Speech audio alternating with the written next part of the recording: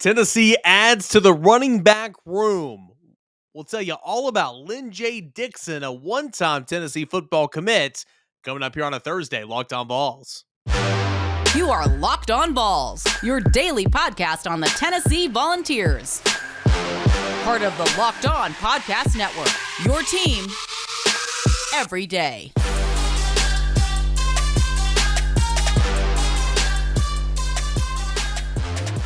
What is up, everybody? Welcome into it. This is Locked On Vols. It is your go-to Tennessee Volunteers podcast each and every day. Of course, you know it's on YouTube. It's wherever you find your podcasts, Apple Podcasts, Odyssey app, Google Play, Spotify, wherever you find it. Thanks so much for making Locked On Vols your first listen. I'm your host, Eric Kane. You can find me in this podcast on Twitter. Some of you guys did that yesterday and had a good conversation throughout the day. @_Kaner on Twitter, @Locked On Vols. Today, Lin-J Dixon. What's he going to bring to the room? Who is Lin-J Dixon?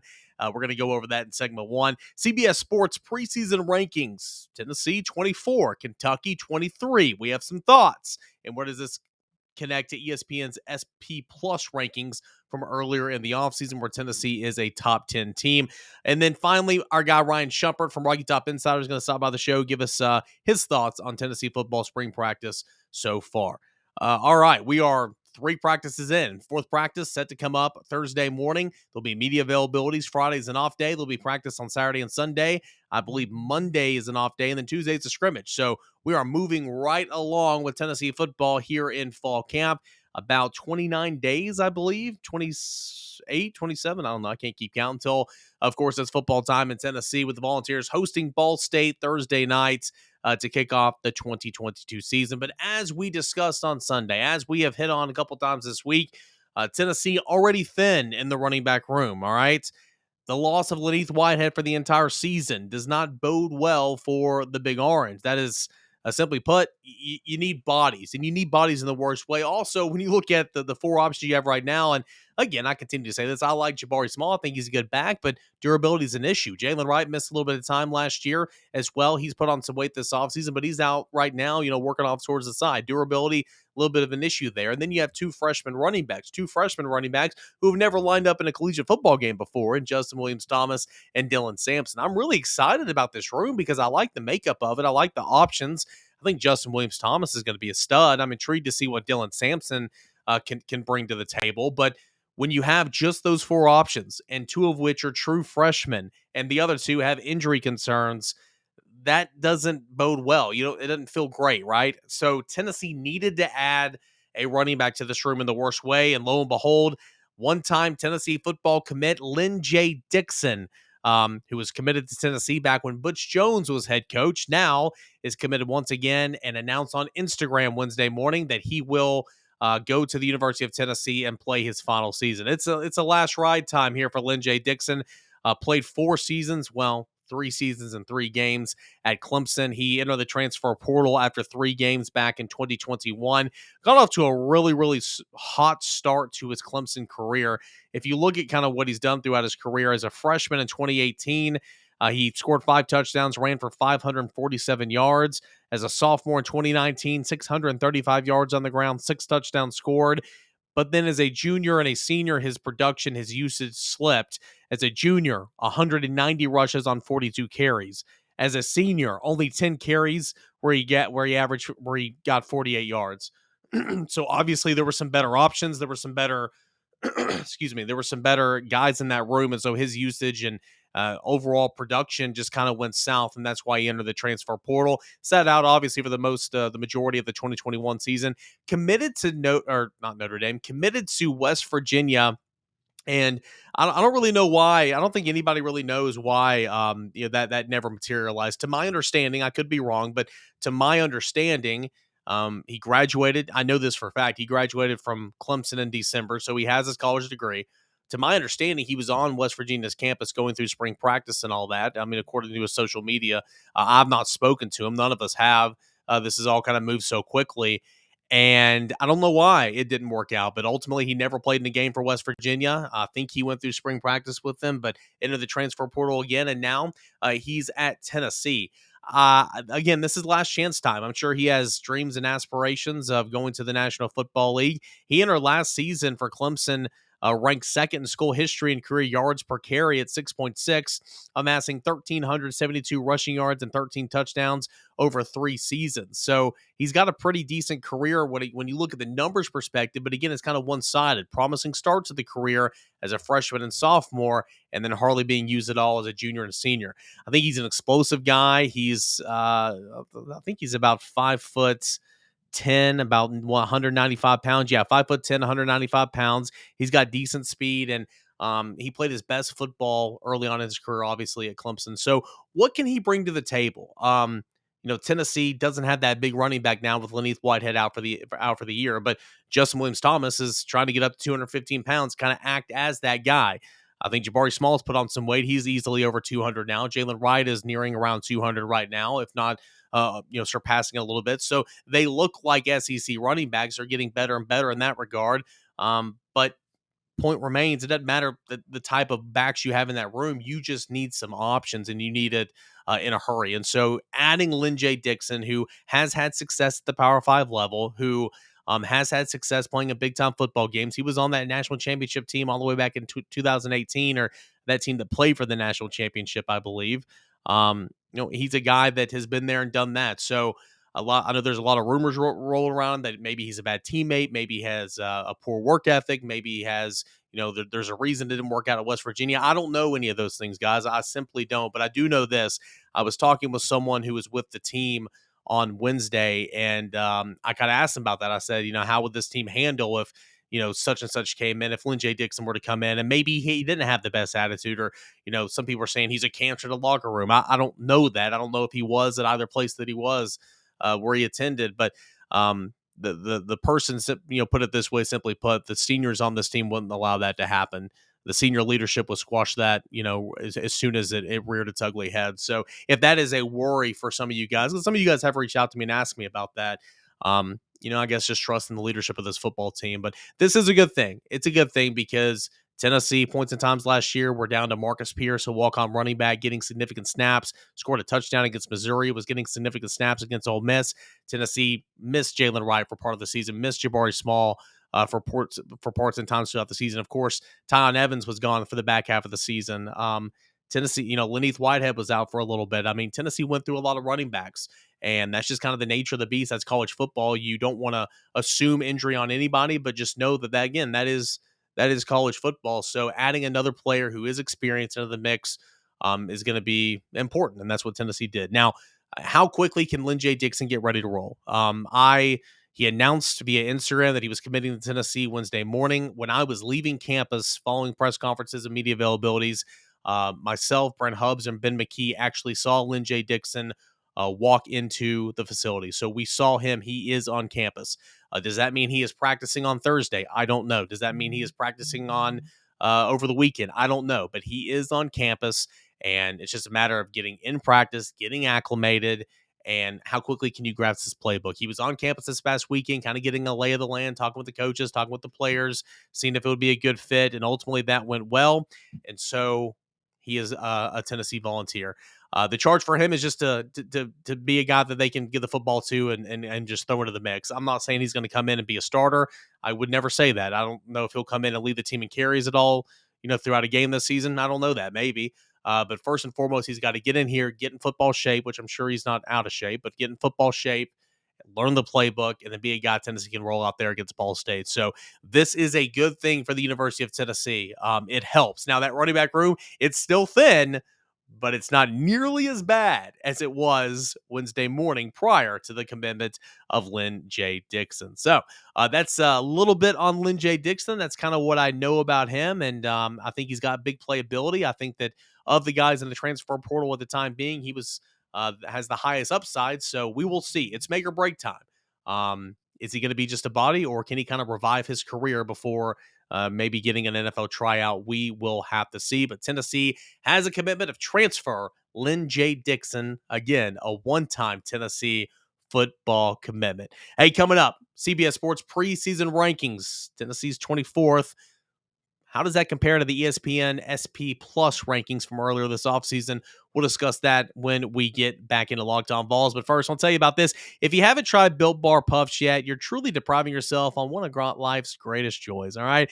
And guess what? There's a new flavor. Are you ready for this? It's delicious, indulgent cookie dough, all right? Covered in chocolate. That's right.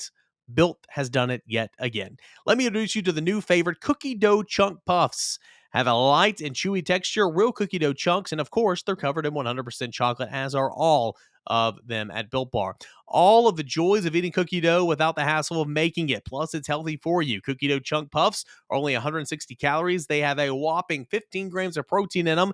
Run to Built.com right now. Snag a box for you and your family today, and it will be that perfect treat. Or you can find a really good hiding place. Just hoard them all for yourselves, right? Like all the Built Bars and the new cookie dough chunk puffs covered in 100% real chocolate. That means they're healthy and tasty. Chocolate-covered cookie dough with a light, fluffy texture. So good. But what's great about that one and everything it built is that the bars are made with protein. Your body absorbs them more efficiently, provides tons of health benefits. Eat something that tastes good, but also that's good for you. You're going to love the new cookie dough chunk puff, whether you need a snack for your workout or a late night treat. Go to Built.com, use that promo code LOCK15, and you're going to get 15% off your order. Promo code LOCK15 for 15% off. That is all at Built.com. We welcome you back in here to a Thursday Locked On Vols. I'm your host, Eric Kane. We are flying through this week. It's been a good week. Thank you guys, as always, for watching and listening and making it your first listen. That is Locked On Vols each and every day. All right, it is time for the preseason CBS Sports 131 college football rankings. Essentially, their top 25, if you want to exclude it down to that, of how they see these teams rolling out in the preseason.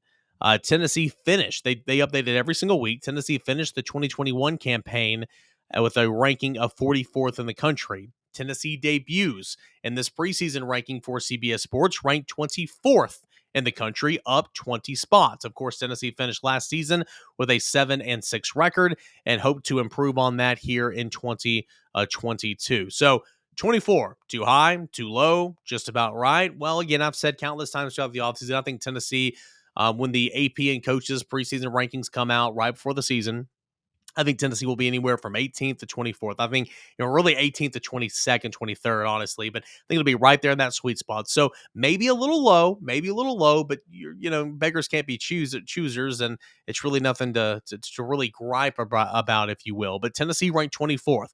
Who are the teams around the University of Tennessee? Well, Tennessee comes in one spot ahead of its week 2 opponent and, a team that beat Tennessee last year in Pittsburgh. Pittsburgh comes in at number 25, and Tennessee comes in right behind fellow SEC East foe and rival Kentucky, who finished last season, of course, with a 10-win season at 10-3 and finished off in the final CBS Sports rankings of 19 last year. Is it fair that Kentucky is ahead of Tennessee? Well, I wouldn't have voted it that way, but Kentucky did get the nod from the media at SEC Media Days. They were voted to finish second behind Georgia in the SEC East, and then Tennessee third. So it's not shocking to me that this is how CBS Sports did it. It's not something to get all up in arms about. Again, I wouldn't have voted this way, but it's not shocking. Let's look at some of the other teams that have come in just in front of them. Houston at 22nd. That's interesting. Wake Forest at 21st. Michigan State at 20th. Miami at 19th. Penn State at 18th. Cincinnati at 17th. Arkansas getting a whole lot of love from CBS Sports, coming in at the 16th ranking, and Wisconsin at 15th. Of course, 10 through 15, we're going to go. We just went, back from 25 to 15. Now we're going 10 to 15. At number 10, it's Baylor, NC State at 11, USC at 12, Oklahoma State at 13, Oregon at 14. And the top 10 looks like this. No surprise at the top. Alabama, Ohio State, and Georgia 1 through 3. Utah getting some love there at 4. Clemson at 5. Notre Dame at 6. Oklahoma at 7. Michigan at 8. And Texas A&M at 9, with Baylor again at 10. So do you agree, disagree with Tennessee at 24th? We can agree, but again, it's nothing to really get in arms about, in my opinion, because, the way that a lot of plaudits are kind of interchanging Tennessee and Kentucky is 2-3 in the East right now. How does this compare to the ESPN SP Plus rankings? Well, what are the ESPN SP Plus rankings? It's translated into 3 kind of groups here, okay? Returning production, recent recruiting, and recent history. Returning production is pretty self-explanatory. Tennessee It's heavily weighted that Tennessee's returning its quarterback. It's heavily weighted that Tennessee's returning a star wide receiver. It's heavily weighted that Tennessee's returning its leading rusher. It's heavily weighted that Tennessee's returning 5 starting offensive linemen. It's heavily weighted that Tennessee's returning 2 starting defensive linemen, really 3 starting defensive linemen, if you want to look at it that way, with 2 Byron Young and Tyler Barron, along with Amari Thomas. All of its linebackers and a lot from its secondary. So Tennessee, check in terms of returning production. They lost some key players, no doubt, but they returned an awful lot. Recent recruiting, meaning they're going to weigh the heaviest of the classes that just happened, not the 23, that's where we're at now, but 2022, 2021, and 20. That 2022 class will weigh the heaviest, and Tennessee was right around a top 10 ranking.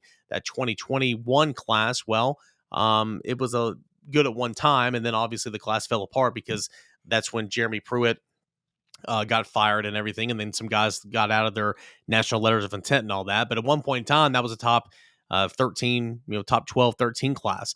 The one before that was a nearing around a top 10 class as well. So recent recruiting, for the most part, would be a check. So Tennessee checks the boxes in returning production, recent recruiting, and then recent history, weighing heavily the last 2 to 4 years.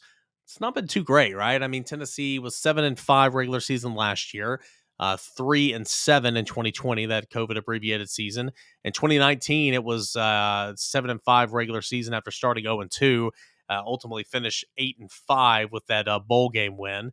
And then before that, it was 5-7. So, it's not been the greatest, but anyway, that's heavily favored in there as well. So CBS Sports has Tennessee number 24 in the country. But when you compare that preseason rankings, when you compare that to the offseason preseason ranking from ESPN's SP Plus rankings, Tennessee was a top 10 team at number 9. Of course, you got to take all that with a grain of salt because you win football games on the field. You don't win it on stat sheets. I think stat sheets and trends and all that type of stuff and matrix, they're a part of the game. Use them as a supplement. If you ignore them, you're stupid, in my opinion.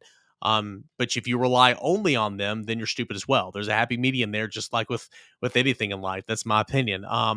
So the stats and the matrix and the SP Plus rankings really, really like Tennessee on paper, and really kind of always have liked Tennessee on paper because typically it's going to be a team that recruits, pretty well. It's going to be a team that usually doesn't have a disastrous season. It's going to be a team that, of course, just like any college football team, they return a lot of starters each and every year for the most part, with some of these leaving. So that the ESPN SP Plus rankings really do like Tennessee an awful lot. So a top 10 team in that ranking, just barely inside the top 25, according to a CBS Sports preseason rankings. And, we can go on, look at Athlon. We can look at,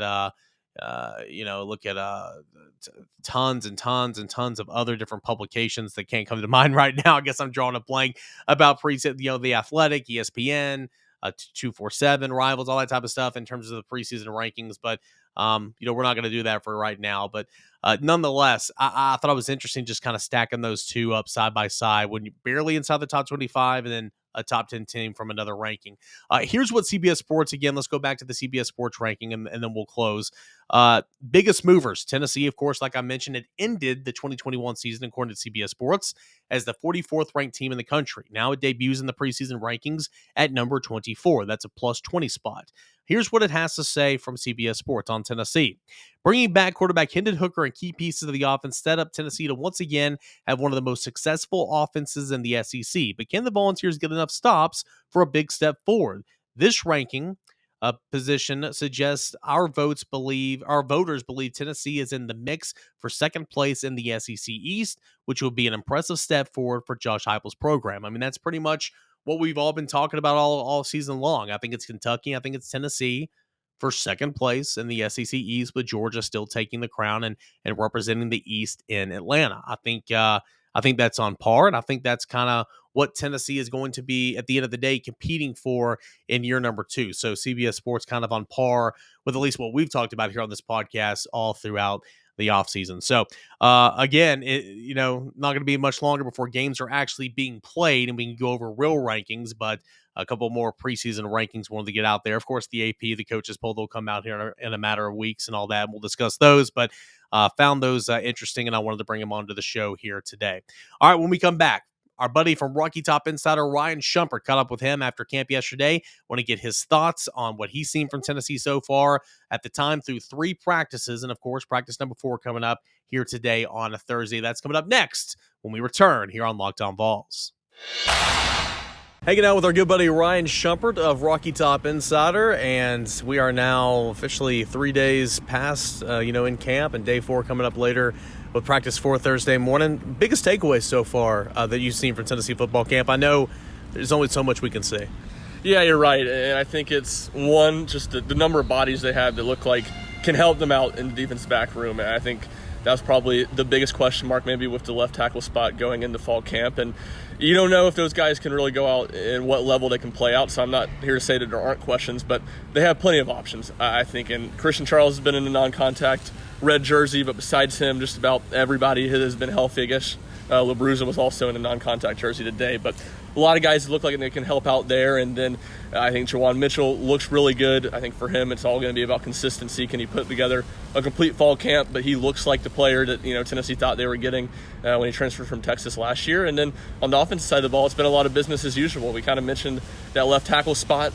That's kind of feels like the one open competition. And I think maybe more than anything, what stood out there is Squirrel White continues to basically be able to do no wrong with how good he's been so far and how much praise he's drawn. And then at the same time, Brew McCoy, not that anyone's saying anything bad about him, but he's kind of near the bottom in the reps. He's not one of the first guys working, and it seems like, I expect that to change at some point, but it seems like Tennessee's really going to make him earn everything he gets this fall camp. Oh, well, apparently I was attacking him whenever I wrote my practice report on Monday that he looked like, heck, he wasn't in football shape, and that's expected when you have hip surgery in the offseason, but whatever. You gotta, nothing's going to be given to him, but, once he's eligible, and he'll start getting first-team reps and all that before he's even eligible, but if he's eligible, he's playing. That's kind of the way I look at it, but nonetheless, look at running back. Jalen Wright's dealing with some things right now. He's off to the side kind of working out. Really, you got Jabari Small, you got Dylan Sampson, Justin Williams-Thomas. One of the big storylines in camp that I didn't think we'd know would be such a big storyline until, Whitehead's injury. They need someone in the worst way. Maybe it'll be Lin-J Dixon, potentially. He was on campus on Sunday. We'll see if they officially bring him in. But how do you look at that room right now and how they're kind of divvy up carries? They've got to rely on some young guys that they got to grow up in a hurry. Yeah, you're right. And with the Whitehead injury, it just seemed like expedite everything with that room. You knew that they were thin, but you still had a handful of bodies you had some confidence in, and now they're really thin. Like you said, we'll see what happens with Dixon. I think that would be a big boost from the depth standpoint. And I think what stood out there, maybe more than anything, is Small is bigger. You hope that means he can hold up better. He played in just about every game last year, but his ability to finish games was a struggle with that shoulder. You hope that extra weight helps him out there. And then, like I said, Jalen Wright's been working off to the side mostly. He hasn't had the red jersey on the last few days, but he's a guy that looks like he's added a good bit of weight in the offseason and obviously came in as a speed back last year. I think that's huge. And to me, once you kind of got past him, Whitehead wasn't going to be there. It kind of seemed, when you looked at the freshman, I thought it was going to be kind of a laydown that it would be Thomas Williams or Williams-Thomas that would be that third back, but I don't think that's the case at all. Sampson has looked good so far. He's earned the praise from his coaches, so I think you have a real competition there. And then for that third back, and once Dixon gets in, I think he'll be right in that too. And I think he's an interesting case because most of his better football was played early in his career years ago. Can he recreate some of that magic at Tennessee? And if he does, I don't see any reason why he can't be in the hunt to be Tennessee's second running back. Yeah, we'll see officially if they can bring him in, but all indications are that they're going to bring him in. Just a matter of when, if not if. I tried to ask Josh Heupel this the other day, and he kind of dismissed it. And I get it; it's day one of camp. Who cares? But they're going to have to put Princeton Fan in the backfield, not necessarily to give him a handoff. I'm not saying that, but on 3rd and 5, you got to protect the quarterback. I'm sorry, Jabari Small was awful in pass protection. You have 2 freshmen that struggle with it. Justin Williams-Thomas struggled with it in the spring, and of course, I don't know what Dylan Sampson looks like in that regard. But you got to be able to protect the quarterback. Do you see? You got 2 veteran tight ends. You can kind of be a little useful with them because of the shortage in the backfield. Do you see them kind of using them in that type of degree? And more so in the passing game, I feel like Fant's going to be more of an option this year in the passing game as well.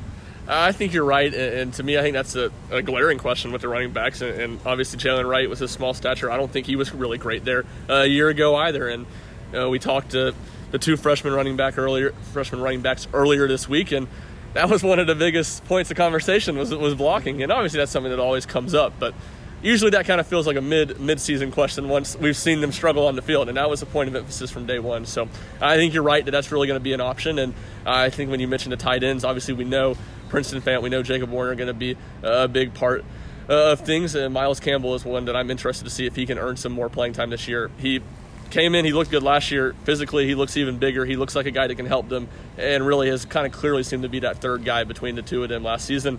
Now that he's had a full off season to get bigger, to fully become comfortable in the offense, I'll be interested to see if he can really earn some playing time away from those two guys, or if Tennessee plays a little bit of two tight end sets, because last year they really didn't have the personnel to do that. One more thing on the offensive side. Are we assuming too much? I was having a conversation with this before practice with somebody earlier on yesterday. Are we just assuming, all right, we got Tillman one side, McCoy the other, Hyatt in the middle, and then if they can find one or two, then that's great. I mean, I feel like there's some big question marks. Bru McCoy has not proven anything in college. Jalen Hyatt has never been consistent in college, though, he had a great spring and saying all the right things. We know what type of football player Ramel Keaton is at this point. Jimmy Holiday's a question mark. What can he give? You got some young guys they like, but are they going to be ready? The more and more I think about it and kind of analyze it, I feel like, this next 4 weeks in camp, Tennessee's got to have some receivers grow up in a hurry, because outside of Tillman, which I'll continue to say this, having Tillman, one established guy this year, is more than they had last year. Yep. All right, and he's good. But Tennessee's got a lot of question marks at wide receiver. I especially agree on that wide spot on the opposite side of Tillman. I thought that's a huge question just because of what you said. I mean, Bru McCoy, the talent is there. He looks incredible. He looks like Cedric Tillman on the other side, maybe an inch shorter. But you're right, he hasn't proven anything at the college game yet. And he had the injury in the offseason that kind of adds some question marks to it. And you're right, we know what Ramel Keaton is. Walker Merrill has worked out there, and I think he's probably naturally a slot. It's hard to think that he's really going to make a huge leap out wide. So I think there's tons of question marks at that spot. And to me, in the slot, you're right, Jalen Hyatt hasn't proven a ton on the field, but between his consistency in the spring, it just feels like he's for sure going to be the guy there. And when you combine that with the fact,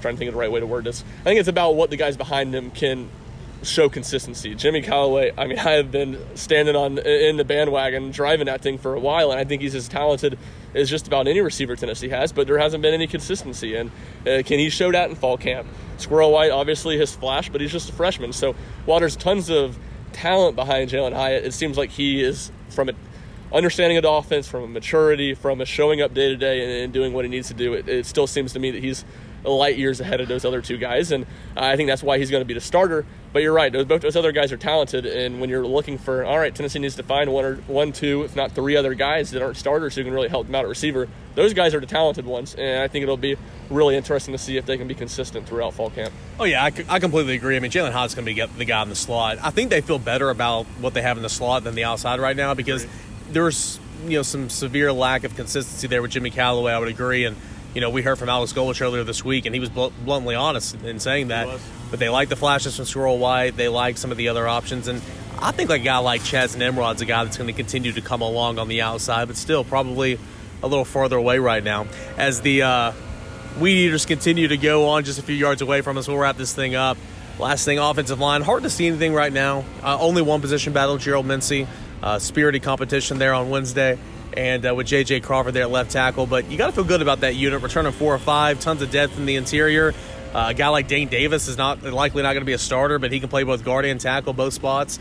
I think we'll learn more about the left tackle spot when the full pads come on Sunday. You're absolutely right. It's hard to glean much of anything from offensive line work when they put the shoulder pads on today, but there's not a whole lot of contact there this week. So you're right. I think that's Mincy and a Crawford battle. I think at the beginning of the camp, it's hard not to give Crawford a little bit of a leg up, but I think Mincy probably has a higher ceiling there, and I think it'll be interesting throughout fall camp if Mincy can come in and really hit the ground running and show some consistency, and it'll be interesting to see. I think more than anything, what you don't want to see as a Tennessee fan is you don't want to see 2 weeks into this thing, Darnell Wright is getting moved back over to the left side. I think that would probably be a bad omen, and besides that, I'm not sure how much you're really going to know about those two guys until, I'd say, they hit the field on September 1st against Ball State. It might be a week later until they hit the field against Pittsburgh.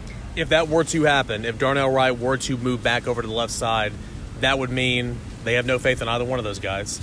Dane Davis will play right tackle. Darnell Wright will play left tackle. So it'll be interesting. That's a combination we've seen. J.J. Crawford got the start in the Music City Bowl. Saw a little bit of action there at right tackle last year, but Ultimately, I agree. J.J. Crawford had a good spring.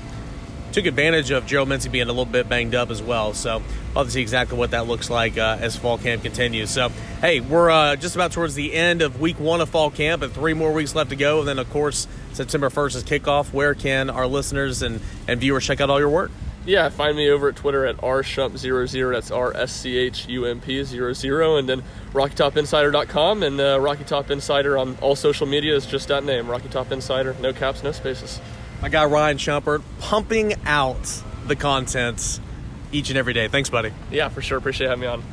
Big thanks to my guy Ryan Shumpert for stopping by the show. You can follow him on Twitter. Find his work at Rocky Top Insider. He does awesome job. A guy that is rising in this industry. Respect the heck out of him. And, of course, he's been a friend of the show to come on and talk a little ball with us. Baseball, basketball, football. He covers all the big 3 for Rocky Top Insider. Hey, guys, hope you enjoyed the show. That's going to do it here for today. We went over a couple of preseason rankings lists, CBS Sports, and, of course, the ESPN S Plus rankings from Bill Conley.